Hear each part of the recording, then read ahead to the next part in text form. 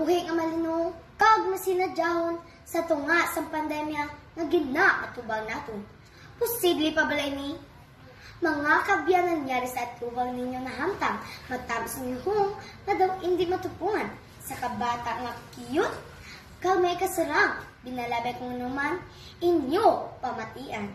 Sa krisis nga ginaatubang natong subong, halos ang tanan sa dalan naggabalakon. Ano pa ang saramay mo sa pangabuhi naton? Kaya halos tanan sa palibot apektado sa sitwasyon.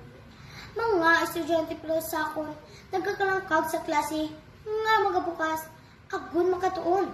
Apang dek na naghatag ekstensyon, agad siguraduhon na ang maayo panglawason, amugid ang unahon. Pandemya ano ka? Madamo nga binulan naglabay na. Pati lagaw ko apektado na. Nagluya ang turismo, pati ang atong ekonomiya. Tungod ako bata ang sinulundon, ako nagpalag sa pamisaron. Kung paano makabulig, ako hibaluon. Maging produktibo ang akong kagalingon, samtang ang iban nagabuang sa hampang, online gaming, TikTok, vlog kag iban pa, na hindi magbulig sa mga ginikanan ta. Magpatahom sa palibot, kag magtanom sa lagweta. Mga kaabyanan, akong pagginatalupadan, sa ko nga ginahalungan, pwede gali pabarteran. Ganay pagpananom sa ogsaran, nahimo mga kalingawan. Nagtahom pa ang palibot, ang mga basura na tipan.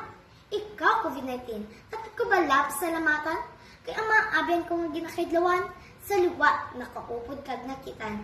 Nagbakasyon, na-stranded, nakabalik sa puluyan. Kung atong paminsaron, kag binagbinabon, patas ang dalasang pandemya sa aton.